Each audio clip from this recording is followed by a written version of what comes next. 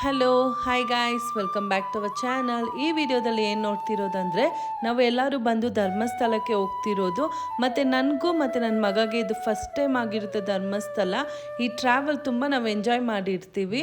ನೀವು ಈ ವಿಡಿಯೋನ ಮಿಸ್ ಮಾಡದೆ ಎಂಡು ತನಕ ನೋಡಿ ಎಂಜಾಯ್ ಮಾಡಿ. ಬನ್ನಿ ವಿಡಿಯೋ ಒಳಗಡೆ ಹೋಗೋಣ. ಹಾಯ್, ನಾವು ಧರ್ಮಸ್ಥಳಕ್ಕೆ ಹೋಗ್ತಾ ಇದ್ದೀರಿ. ಈಗ ಸಂಜೆ 4 ಗಂಟೆಗೆ ಬಿಟ್ರಿ ಮನೇನ. ಹೋಗೋದಕ್ಕೆ 10 ಗಂಟೆ ಆಗುತ್ತೆ. ಈಗ ನಾವು ಪೀಣ್ಯ ದಾಸರಳ್ಳಿಯಲ್ಲಿ ಹೋಗ್ತಾ ಇದ್ದೀರಿ. ದಾರಿಯಲ್ಲಿ ಮಳೆ ಇತ್ತು ಸ್ವಲ್ಪ, ಈಗ ಮಳೆ ಇಲ್ಲ, ಕಡಿಮೆ ಆಗಿದೆ. ನಾವು ದೇವಸ್ಥಾನಕ್ಕೆ ಹೋಗ್ತಾ ಇದ್ದೀರಿ. ನಾವು 23rd ಸ್ಯಾಟರ್ಡೇ ಈವ್ನಿಂಗ್ ಹಂಗೆ ಹೊರಟ್ವಿ ಧರ್ಮಸ್ಥಳಕ್ಕೆ. ಆಗ ಬಂದು ಹೆಂಗಿತ್ತಂದರೆ ಕ್ಲೈಮೇಟ್ ಬಂದು ಸ್ವಲ್ಪ ಮಳೆ ಬರ್ತಿತ್ತು, ಸ್ವಲ್ಪ ಬಿಸಿಲು ಇತ್ತು, ಆ ಥರ ಆಗಿತ್ತು. ನೋಡಿ, ಇಲ್ಲಿ ಮಳೆನೇ ಇಲ್ಲ, ಇಲ್ಲಿ ಫುಲ್ ಡ್ರೈ ಇದೆ. ಇಲ್ಲಿ ಅಲ್ಲಿ ನೆಲಮಂಗಲ ದಾಟಿದ ತಕ್ಷಣ ಸಿಕ್ಕಾಪಟ್ಟೆ ಮಳೆ ಸ್ಟಾರ್ಟ್ ಆಯಿತು. ಅನ್ಕೊಂಡು ಫುಲ್ ಮಳೆ ಇರುತ್ತೆ ಅಂತ, ಬಟ್ ಇಲ್ಲಿ ಮಳೆ ಇಲ್ಲ. ನೋಡ್ಬೇಕು ಮುಂದೆ ಹೋಗ್ತಾ ಇರುತ್ತೆ ಹೆಂಗಿರುತ್ತೆ ಕ್ಲೈಮೇಟ್ ಅಂತ. ಹೋಪ್ಫುಲಿ ಇಟ್ ಶುಡಂಟ್ ಬಿ ಇದೆ. Thank you.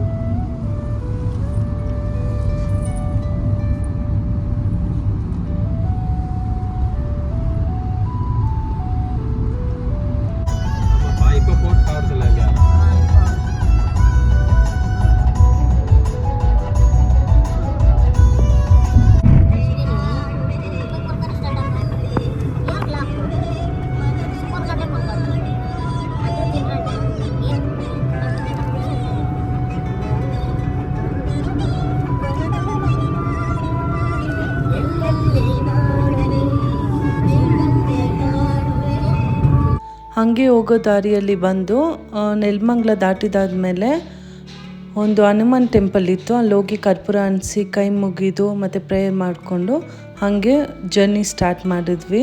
ಆದರೆ ಈ ಟೆಂಪಲ್ ಅಂತೂ ತುಂಬ ಇಷ್ಟ ಆಯಿತು, ಚೆನ್ನಾಗಿದೆ ಕೂಡ.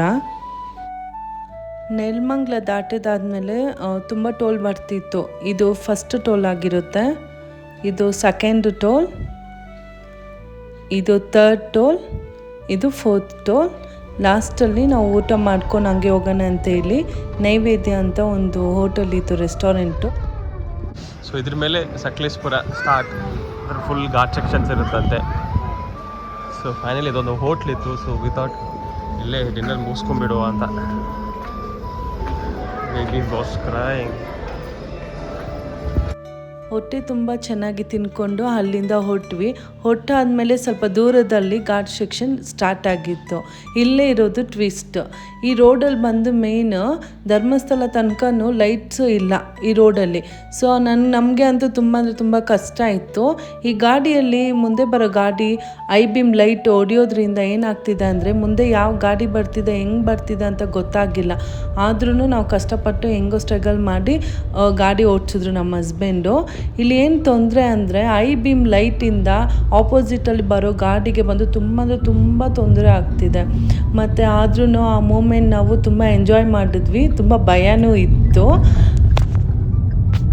ಗೈಸ್, ಇದು ನನ್ನ ದೊಡ್ಡ ರಿಕ್ವೆಸ್ಟು. ನೀವು ಯಾರೇ ಇರಲಿ, ಫ್ಯಾಮ್ಲಿ ಇಲ್ಲಾಂದರೆ ಫ್ರೆಂಡ್ಸ್ ಆಗಲಿ, ಯಾರಾದರೂ ನೈಟ್ ಹೊತ್ತು ಏನಾದರೂ ಧರ್ಮಸ್ಥಳ ಟ್ರಾವೆಲ್ ಪ್ಲ್ಯಾನ್ ಮಾಡಿದರೆ ಅದು ಅವಾಯ್ಡ್ ಮಾಡ್ಕೊಳ್ಳಿ. ನೈಟಲ್ಲಿ ಟ್ರಾವೆಲ್ ಬೇಡ. ಡೇ ಟೈಮಲ್ಲಿ ನೀವು ಟ್ರಾವೆಲ್ ಮಾಡಿದ್ರೆ ನೀವು ಎಂಜಾಯ್ ಮಾಡ್ತೀರಾ ಮತ್ತು ಚೆನ್ನಾಗೂ ಇರುತ್ತೆ. ಓಕೆ, ಫೈನಲಿ ನಾವು ಧರ್ಮಸ್ಥಳಕ್ಕೆ ರೀಚ್ ಆದ್ವಿ. ನನಗೆ ಅಂತೂ ಇದು ಫಸ್ಟ್ ಟೈಮು, ತುಂಬ ಅಂದರೆ ತುಂಬ ಇಷ್ಟ ಆಯಿತು. ಮತ್ತು ಏನಂದರೆ ಈ ಧರ್ಮಸ್ಥಳದಲ್ಲಿ ನಾವು ಹೋಗೋ ದಿನ ಬಂದು ತುಂಬ ಅಂದರೆ ತುಂಬ ರಶ್ ಇತ್ತು. ಯಾಕಂದರೆ ಸ್ಕೂಲ್ ಆವಾಗ ತಾನೇ ರಿಓಪನ್ ಆಗ್ತಿತ್ತು. ಸೊ ಅದರಿಂದ ತುಂಬ ಫ್ಯಾಮ್ಲಿ ಫ್ರೆಂಡ್ಸ್ ಎಲ್ಲರೂ ಬಂದಿದ್ದರು. ರೂಮು ಒಂದು ಕೂಡ ಸಿಕ್ಕಿಲ್ಲ ನಮಗೆ. ತುಂಬ ಅಂದರೆ ತುಂಬ ಕಷ್ಟ ಇತ್ತು. ಸರಿ, ದೇವಸ್ಥಾನ ರೂಮ್ ಸಿಕ್ಕಿಲ್ಲ ಅಂತ ಹೇಳಿ ಒಂದು ನಿಯರ್ ಬೈ ಒಂದು 10 ಕಿಲೋಮೀಟರ್ ತನಕನೂ ಹೋಗಿ ಫುಲ್ಲು ಸರ್ಚ್ ಮಾಡಿದ್ವಿ. ಮತ್ತು ಫೋನಲ್ಲಿ ಆ್ಯಪಲ್ಲೂ ಸರ್ಚ್ ಮಾಡಿದ್ವಿ. ನಮಗೆ ಒಂದು ರೂಮ್ ಕೂಡ ಸಿಕ್ಕಿಲ್ಲ. ತುಂಬ ಅಂದರೆ ತುಂಬ ಕಷ್ಟ ಇತ್ತು. ಯಾರಾದರೂ ಧರ್ಮಸ್ಥಳಕ್ಕೆ ಹೋಗೋಕ್ಕೆ ಪ್ಲ್ಯಾನಲ್ಲಿ ಇದ್ದರೆ ದಯವಿಟ್ಟು ಧರ್ಮಸ್ಥಳಕ್ಕೆ ಕಾಲ್ ಮಾಡಿ ನೀವು ರೂಮ್ ಬುಕ್ ಮಾಡೋದು ತುಂಬ ಅಂದರೆ ತುಂಬ ಒಳ್ಳೆಯದು. ನೈಟು ಒಂದು 2 o'clock ತನಕನೂ ನಾವು ರೂಮ್ ಹುಡುಕಿ ಸಾಕಾಗಾಯಿತು. ಒಂದು ರೂಮ್ ಕೂಡ ಸಿಕ್ಕಿಲ್ಲ. ಸರಿ ಆಯಿತು, ಮಕ್ಕಳೆಲ್ಲ ಇದ್ದಾರೆ ಅಂತ ಹೇಳಿ ಟೆಂಪಲ್ ಒಳಗಡೆನೇ ಗಾಡಿ ಪಾರ್ಕಿಂಗ್ ಮಾಡಿ ಗಾಡಿಯಲ್ಲೇ ಒಂದು 2-3 hours ನಿದ್ದೆನೂ ಮಾಡಿದ್ವಿ. ಆಮೇಲೆ ಒಂದು 6 o'clock ಎದ್ಬಿಟ್ಟು ಸರಿ ರೆಡಿ ಆಗಿಬಿಟ್ಟು ಟೆಂಪಲ್ಗೆ ಹೋಗೋಣ ಅಂತ ಹೇಳಿ ಎಲ್ಲರೂ ಹೊರಡೋಣ ಅಂತ ಹೇಳಿ ಹೊರಟ್ವಿ. ಅಷ್ಟರೊಳಗಡೆ ಒಬ್ಬರು ದೇವ್ರ ಥರ ಬಂದು ರೂಮ್ ಇದೆ ಬನ್ನಿ ಅಂತ ಹೇಳಿ ಕೊಟ್ಟರು. ಯಾರಂತ ತೋರಿಸ್ತೀನಿ ಬನ್ನಿ. ಒಂದು 12ವರೆಗೆ ಬಂದು ನೈಟು, ಬಟ್ ಎಲ್ಲೂ ರೂಮೇ ಇಲ್ಲ. ಅಲ್ಲ, ನೀವು ಪ್ಲ್ಯಾನ್ ಮಾಡೋಂಗಿದ್ರೆ ವೀಕೆಂಡ್ಸ್ ಮಾತ್ರ ದಯವಿಟ್ಟು ಮಾಡೋಕ್ಕೆ ಹೋಗ್ಬೋದು. Saturday Sunday please don't do it. ನಿಮ್ಗೆ ಆ್ಯಕ್ಚುಲಿ ಒಂದು ಆಪ್ಷನ್ ಇದೆ, ಆನ್ಲೈನಲ್ಲಿ ಮಾಡೋಕ್ಕೆ ಏನೊಂದು ಆಪ್ಷನ್ ಕೊಟ್ಟಿದ್ದಾರೆ ಅಂತ. ಈಗ ಧರ್ಮಸ್ಥಳದ ಏನೋ ಒಂದು ರೂಮ್ ಸೈಟ್ ಇದೆ, ಆ ಸೈಟಲ್ಲಿ ಒಂದು 15 ಡೇಸ್ ಮುಂಚೆನೇ ಮಾಡಿದ್ರೆ ರೂಮ್ ಸಿಗೋ ಚಾನ್ಸಸ್ ತುಂಬ ಇದೆ. ಬಟ್ ಈಗ ಕಮ್ಮಿಂಗ್ ವಿತ್ ಫ್ಯಾಮಿಲಿ ಕಿಡ್ಸ್ ಎಲ್ಲ ಇರಬೇಕಾದ್ರೆ ದಯವಿಟ್ಟು ಅದು ಮಾಡಿಬಿಡಿ. ವೀಕೆಂಡ್ಸ್ ಮಾತ್ರ ದಯವಿಟ್ಟು ಬರೋಕ್ಕೆ ಹೋಗ್ಬೋದು ಅಷ್ಟೇ. ನಾನು ಹೇಳಿದ್ನಲ್ಲ, ಇವರೇನೆ ದೇವ್ರ ಥರ ಬಂದು ಈ ಥರ ನಾನು ಹೊಡ್ತಿದ್ದೀನಿ ಇವತ್ತು ಅಂತ ಹೇಳಿ ರೂಮ್ ಕೀ ಕೊಟ್ಟರು. ಇವ್ರು ಬೇರೆ ಯಾರೂ ಅಲ್ಲ, ನಮ್ಮ ಹಸ್ಬೆಂಡ್ ಕಡೆಯವರು. ಅವ್ರು ಸಡನ್ನಾಗಿ ಅಲ್ಲಿ ದೇವಸ್ಥಾನದಲ್ಲಿ ಮೀಟಾಗಿ ನಮಗೆ ರೂಮ್ ಕೀ ಕೊಟ್ಟಿದ್ದು.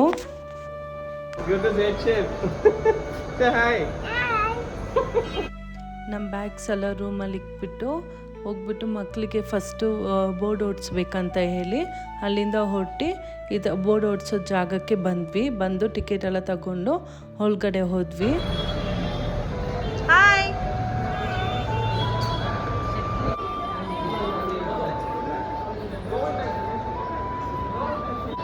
ಈ ಥರ ನಮಗೆ ಟೋಕನ್ ಕೊಟ್ಟಿರ್ತಾರೆ. ಈ ಟೋಕನಲ್ಲಿ ನಂಬರ್ ಇರುತ್ತೆ, ಆ ನಂಬರ್ ಕ್ಯೂ ಅಲ್ಲಿ ಹೋಗಿ ನಿಂತ್ಕೊಳ್ಬೇಕು, ಮತ್ತು ಅವರೇ ಕರೀತಾರೆ. ಆಫ್ಟರ್ ಆಲ್ ಇವಾಗ ನಾವು ಗುಡಿ ಕೊಡ್ಲಿಕ್ಕೆ ಬಂದಿದ್ದೀವಿ. ಮೇಬಿ ಫುಲ್ ಸಿಕ್ಕಾಪಟ್ಟೆ ಕ್ಯೂ, ಮೇಬಿ ರಶ್.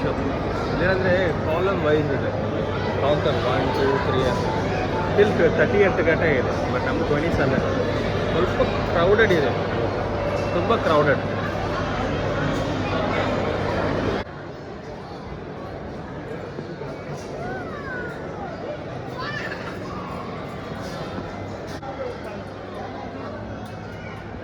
ಫೈನಲಿ ಮಕ್ಕಳು ಬೋರ್ಡ್ ಹೊಡ್ಕೊಂಡ್ರು, ಏನೂ ಹತ್ತಿಲ್ಲ, ಏನೂ ತೀಟೆ ಮಾಡಿಲ್ಲ, ಸೈಲೆಂಟಾಗಿ ಬೋರ್ಡ್ ಹೊಡ್ಕೊಂಡ್ರು.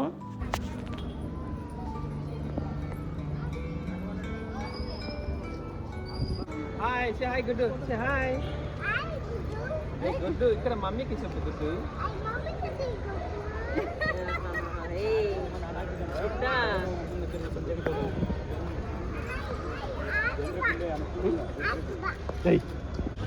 ಹಾಗೆ ಅಲ್ಲಿಂದ ನೇತ್ರಾವತಿಗೆ ಹೋಗಿ ಬ್ರಷ್ ಎಲ್ಲ ಮಾಡಿಕೊಂಡು ಮತ್ತು ಟಿಫನ್ ತಿನ್ಕೊಂಡು ಹಂಗೆ ಬಂದು ನೇತ್ರಾವತಿಯಲ್ಲಿ ಸ್ನಾನ ಮಾಡಿಕೊಂಡು ಹಂಗೆ ಹೊರಟೋಣ ಅಂತೇಳಿ ಬಂದ್ವಿ. ಆದರೆ ನೀರು ಸ್ವಲ್ಪ ಕಡಿಮೆನೇ ಇತ್ತು ನೇತ್ರಾವತಿಯಲ್ಲಿ, ಅಷ್ಟೇನು ಎಂಜಾಯ್ ಮಾಡೋಕ್ಕಾಗಿಲ್ಲ. ಅಲ್ಲಿಂದ ಸ್ನಾನ ಮಾಡಿಕೊಂಡು ಹಾಗೆ ಹೊರಟ್ವಿ ರೂಮ್ಗೆ. ಗಂಗೋತ್ರಿ ರೂಮೇ ನಮಗೆ ಸಿಕ್ಕಿದ್ದು.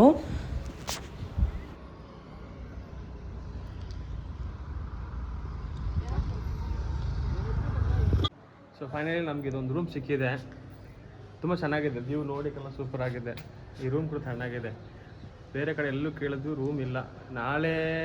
ಮ್ಯಾಕ್ಸಿಮಮ್ ನಾಳೆ ಗಂಟ ರೂಮೇ ಇಲ್ಲ ಅಂತೆ. ನಾಳೆ ಮುಗಿಯೋ ಗಂಟ ಮೋಸ್ಟ್ಲಿ ದರ್ಶನ ಮುಗಿದಂಗೆ ರೂಮ್ ಸಿಗುತ್ತೆ ನಾವು.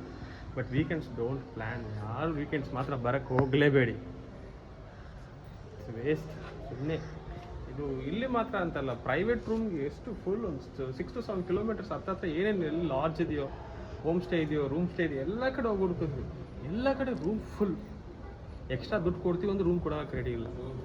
ಅಡ್ವಾನ್ಸಾಗಿ ಫುಲ್ಲಾಗಿ ಬುಕ್ ಮಾಡಿದೆ ಎಲ್ಲ ಕಡೆನೂ. ಸೊ ಈ ಸಿಚುವೇಶನ್ಗೋಸ್ಕರ ವೀಕೆಂಡ್ ಮಾತ್ರ ಪ್ಲ್ಯಾನ್ ಮಾಡ್ಕೋಬೇಡಿ. ನಾನೊಂದು ಲಿಂಕ್ ಒಂದು ಡಿಸ್ಕ್ರಿಪ್ಷನ್ಗೆ ಹಾಕ್ತೇನೆ. ಸೊ ಆ ಲಿಂಕಲ್ಲಿ ನೀವು ಡೈರೆಕ್ಟಾಗಿ ಅಡ್ವಾನ್ಸಾಗಿ ಒಂದು 15 ಡೇಸ್ ಮುಂಚೆ ರೂಮ್ ಬುಕ್ ಮಾಡ್ಬೋದು. ಆ ರೂಮ್ ಬುಕ್ ಮಾಡೋದ್ರಿಂದ ನಿಮ್ಗೆ ಏನು ಪೇಮೆಂಟೇನು ಅಲ್ಲಿ ಕಟ್ಟೋದಿರೋದಿಲ್ಲ. ಸೊ ರೂಮ್ ಕನ್ಫರ್ಮೇಷನ್ ತೊಗೊಂಡು ಇಲ್ಲಿ ಬಂದು ರೂಮ್ ಕನ್ಫರ್ಮ್ ಆದಮೇಲೆ ಇಲ್ಲಿ ಬಂದುಬಿಟ್ಟು ನೀವು ರೂಮ್ ನಂಬರ್ ತೋರಿಸೋ ಸಾಕು, ರೂಮ್ ಕೊಟ್ಬಿಡ್ತಾರೆ ನಿಮಗೆ 15 ಡೇಸ್. ಅದು ನಿಮ್ಮ ಸೇಫ್ಟಿಗೋಸ್ಕರ 15 ಡೇಸ್ ಮುಂಚೆ ತರ ಹೇಳಿದ್ರು. ಬಟ್ ಈ ಪ್ರೊಸೀಜರ್ ನಮ್ಗೆ ಗೊತ್ತಿರಲಿಲ್ಲ. ಗೊತ್ತಿದ್ರೆ ಇಷ್ಟು ಸಫರ್ ಆಗ್ತಿರಲಿಲ್ಲ. ನೈಟ್ ಟಿಲ್ 3 or 4 o'clockವರೆಗೂ ಕಾರಲ್ಲೇ ಟ್ರೈ ಮಾಡಿದ್ವಿ, ಮ್ಯಾನೇಜ್ ಮಾಡೋಕ್ಕೆ ಮಲಗಿದ್ದು ಆಗಿಲ್ಲ. ಸೊ ವಿ ಲಾಸ್ಟ್ ಸ್ಲೀಪ್, ಇದ್ದೇನೇ ಇಲ್ಲ ನೈಟೆಲ್ಲ. ಸೊ ಇವತ್ತು ರೂಮ್ ಸಿಕ್ಕಿದೆ.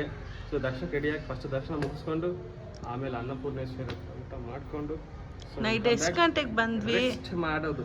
ನೈಟ್ ಎಷ್ಟು ಗಂಟೆಗೆ ಬಂದ್ವಿ ಮತ್ತೆ ಏನೆಲ್ಲ ಮಾಡಿದ್ವಿ ಅದು ಇಲ್ಲಿ ಫಸ್ಟು. ಅಯ್ಯೋ ನೈಟು ಅಂದ್ಕೊಂಡಿದ್ದೆ ಒಂದು, ಆಗಿತ್ತೆ ಒಂದು. ಸೊ ನಾವೇನು ಪ್ಲ್ಯಾನ್ ಮಾಡಿದ್ವಿ 10 ಗಂಟೆಗೆಲ್ಲ ಬಂದುಬಿಡ್ತೀವಿ, ರೂಮ್ಸ್ ಅರೇಂಜ್ ಮಾಡೋಣ ಅಂದ್ಕೊಂಡು. ಬಟ್ ಇಲ್ಲಿ ಬಂದಿದ್ದೆ 1 o'clock. ಯಾಕಂದರೆ ಮಿಡ್ಲಲ್ಲಿ ಸಿಕ್ಕಾಪಟ್ಟೆ ರೈನ್. ಒಂದು ಸರ್ಟನ್ ಫಾರೆಸ್ಟು ಬರೋಕ್ಕೆ ಮುಂಚೆ full rain, heavy rain. So ಆದ್ರೆ ಅದೆಲ್ಲ ಬೀಟ್ ಮಾಡ್ಕೊಂಡು ಬಂದ್ವಿ. ಬಟ್ ದಯವಿಟ್ಟು ನೈಟ್ ಟ್ರಾವೆಲ್ ಪ್ಲ್ಯಾನ್ ಮಾಡೋಕ್ಕೆ ಹೋಗಬೇಡಿ ಘಾಟ್ ಸೆಕ್ಷನ್, ಯಾಕಂದರೆ not safe for the family. So friends ಅವರೆಲ್ಲ ಹೋಗ್ತೀರಾ, ಬಟ್ ಫ್ಯಾಮ್ಲಿ ಹೋಗಿದ್ರೆ ಮಕ್ಕಳನ್ನ ಇಟ್ಕೊಂಡು ದಯವಿಟ್ಟು ನೈಟ್ ಪ್ಲ್ಯಾನ್ ಮಾಡೋಕ್ಕೆ ಹೋಗಬೇಡಿ. ಸೊ ಈ ಘಾಟ್ ಸೆಕ್ಷನ್ಸ್ ಎಲ್ಲ ನನಗಂತೂ ಸೆಟ್ ಆಗಿಲ್ಲಪ್ಪ ನೈಟ್ ಟ್ರಾವೆಲು. ಅಂದರೆ ಫಸ್ಟ್ ಟೈಮ್ ಇಷ್ಟು ದೂರ ಬಂದಿದ್ದು ನಾನು own driving. It's best day time plan ಮಾಡ್ಕೊಳ್ಳಿ. ನೋಡಿ ವ್ಯೂ ಎಷ್ಟು ಚೆನ್ನಾಗಿದೆ ನೋಡಿ.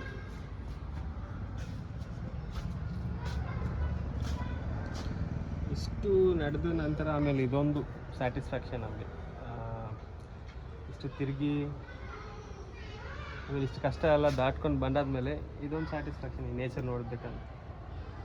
ಓಕೆ ಬನ್ನಿ ನಾವು ಹೋಗಿ ರೆಡಿಯಾಗಿ ದರ್ಶನಗೆ ಹೊಡೋಣ. ನಾವು ಬರಲ್ಲ. ಬನ್ನಿ ಹೋಗೋಣ. ನಾವು ಬನ್ನಿ ಬನ್ನಿ.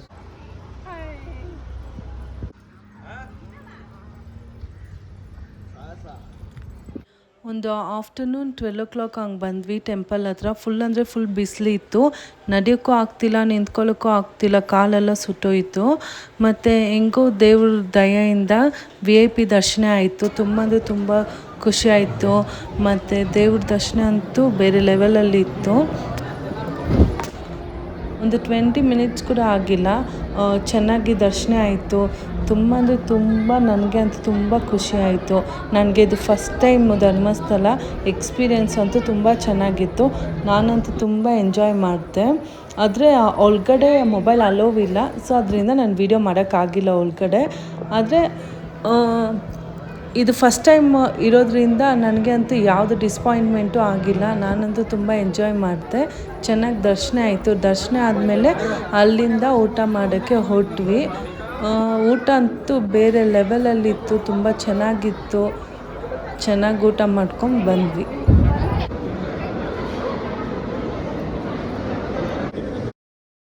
ಹಾಗೆ ಊಟ ಮಾಡಿಕೊಂಡು ಆಚೆ ಬರುವಾಗಲೇ ಒಂದು ಐಸ್ ಕ್ರೀಮ್ ಅಂಗಡಿ ಇತ್ತು. ಐಸ್ ಕ್ರೀಮ್ ತಗೊಂಡು ತಿನ್ಕೊಂಡು ಹಾಗೆ ರೂಮ್ಗೆ ಹೋಗೋಣ ಅಂತ ಇಲ್ಲಿ ಬಂದ್ವಿ. ಅಲ್ಲಿ ಒಂದು ಪಾರ್ಕ್ ಇತ್ತು.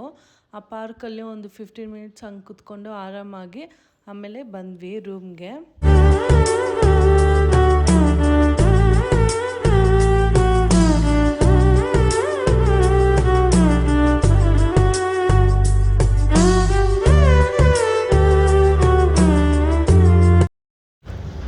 ರೆಸ್ಟ್ ಮಾಡೋಣ ಅಂತ ರೂಮ್ಗೆ ಹೋದ್ಮೇಲೆ ಗೊತ್ತಾಯಿತು ಸಾಯಾದ್ರಿಯಲ್ಲಿ ರೂಮ್ ಅವೈಲೇಬಲ್ ಇದೆ ಅಂತ.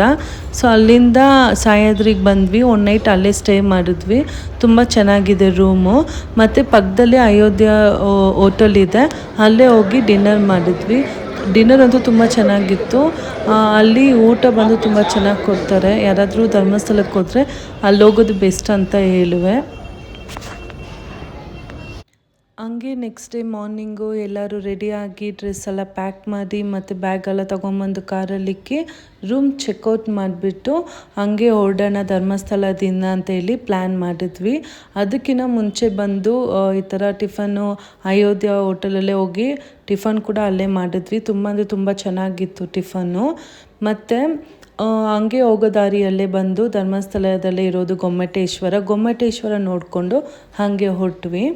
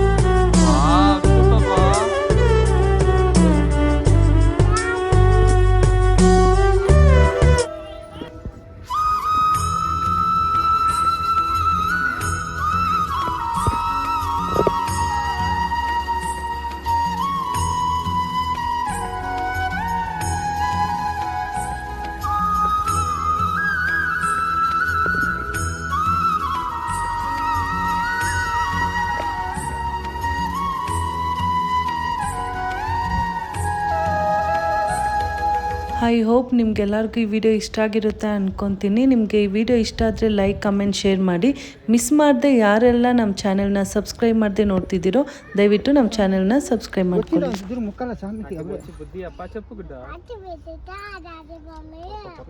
ಮಮ್ಮಿ